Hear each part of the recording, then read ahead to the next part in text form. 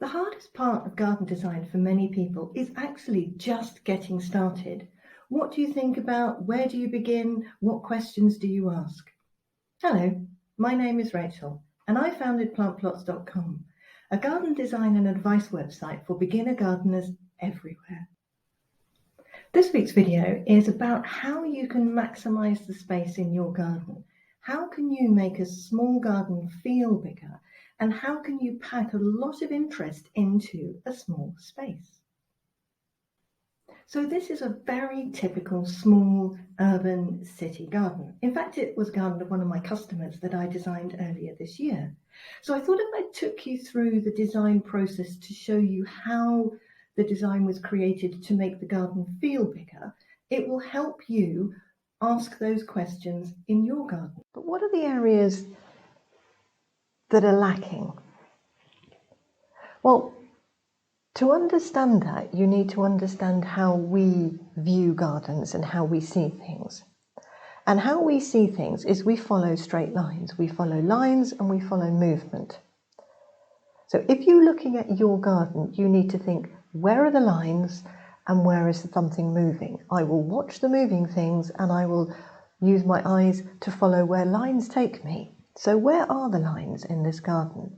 Well, the lines are the fence lines, the vertical posts, the lines on the patio, the lines on the paving, all of which are pointing in one direction, which is straight down the end of the garden. Now that's great, because if all of your view lines are saying, look down here, we need that area that is down there to be something spectacular.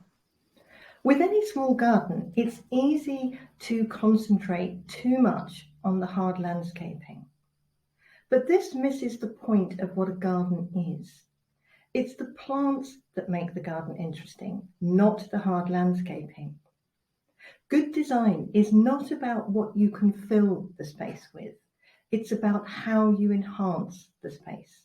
And hard landscaping doesn't do anything to make you feel something about the garden. It's just functional.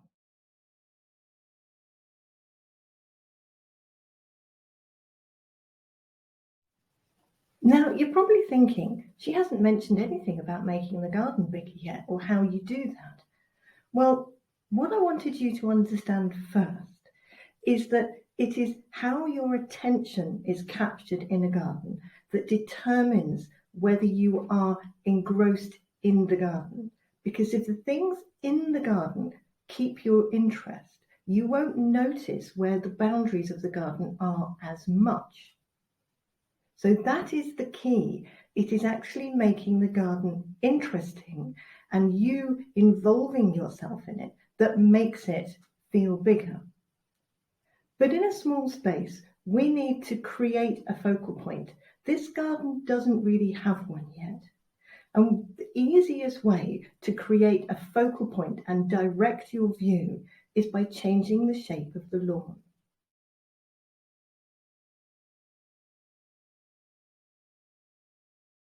Second area or reason why this garden isn't working is because it's fallen into the trap that a lot of small garden owners fall into, and that's this. The perception is that if you have a big lawn, it will make a small garden feel bigger.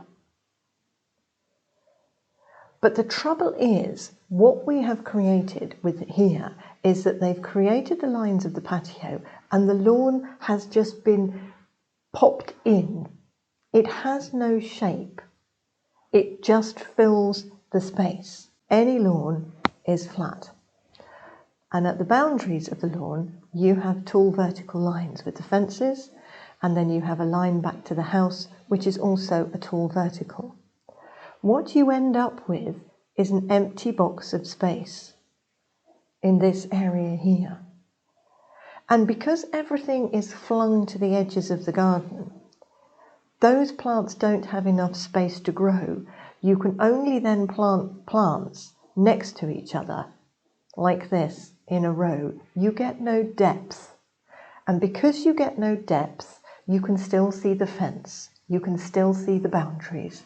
What we need to do in this garden is create a sense of direction. We need to make the garden not fit the space that it has. We need to give this lawn a shape of its own. The starting point for any remodeling or redesigning of a garden is to get yourself a scale drawing done. And then in that drawing, you eliminate all the clutter and you only leave those elements that you know you are not going to change. A very good way of making gardens more interesting is to change the direction of the dominant lines in a garden. And we already have one line in this garden that we can work with. We have this curve here, which gives us a direction. It's already moving our eye line over towards this side fence. I simply move this line where the lawn is narrower down here, but it expands out into this corner, which gives us an opportunity to put something here and also to plant here, the advantage of which being that this planting would help conceal where the shed might be. Now, in this first image, I think you can probably see that this nice curve of the lawn creates a visual direction that follows the direction of the patio. It's saying, look at the planting here. So this is where we would create possibly the more colourful, interesting, flower-filled plants, the ones that we want to look at. I also, because this client had a lot of pots and a lot of planters, decided that we could break the line of the path up maybe by adding a small container planting areas. Now it might mean that you lose some of that seating, but what we were doing was now from the back door we're creating a journey to the shed. And we're also creating a visual look at me area over here. So it just gives the garden a little bit of direction. Now in the middle image, because when we're designing things, we have to throw up new ideas and try to see if different approaches work better. So although initially the shed was supposed to remain in the back left corner, what about if we moved it? Could that change and improve the garden even more? Now again, in this instance, what this created was a small area at the back here where the shed used to be, that now could be used as a little barbecue area or a secluded seating area or house some children's toys or something of that nature. But it gives an extra part of the garden that they could use. So the shed was now moved and turned and put in a different corner. This enabled us to create deeper planting areas that would hide the shed from all parts of your view from the garden, from the seating areas, from the windows, from the patio. And to hide it even further, we created an archway, a pergola that you would have to walk through to access this particular, or to access the shed at the end of the garden. So did this work? Well, yes and no. Because this is such a small garden, in this first image, the lawn feels like a bigger space, whereas here it just feels like an awkward shape. We've got a funny area down here and it doesn't seem to join together. The shape of the lawn just looks a little stunted. Once again, the garden is still dictating how the lawn is going to look. So although there were some positives to moving the shed and creating a deeper border planting, we could disguise where the back boundaries were. This doesn't work quite so well.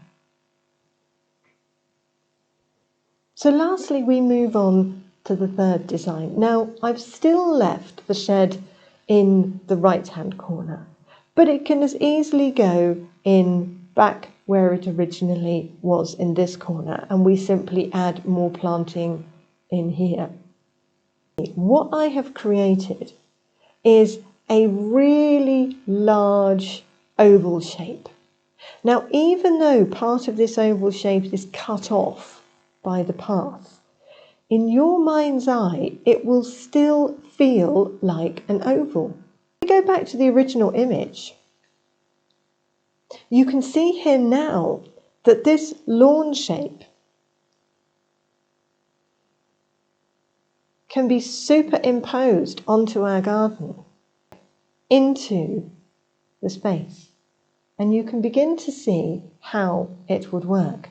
All of this area will be planted. How does this help you in your garden? Well, what I've tried to do is simplify the design process so you can get going. You need to decide where the focal points in your garden are currently making you look. Decide if that's where you want the focal point to be, or whether you need to change the direction of the lines to make you look somewhere else. Then only use one simple line shape to create that redirection. And this then allows the design to feel uncluttered, which will help make the garden feel bigger. You can use the lawn as the main shape to redirect your view. Don't worry about making borders. The borders will simply be the shapes left over after you've created this new focal point. And if you can make one border deep enough that you can get enough plants in there to disguise the boundary, then that will create the sense that your garden feels bigger. Because it's only because you can see all of the boundaries all of the time that it makes the garden feel smaller. Thank you for watching. I hope you found this video useful. We've got lots more advice on the website, plantplots.com. It's packed with garden design advice, with planting ideas and helpful hints to help you make your garden better. And please do hit the subscribe now button. Thank you for watching.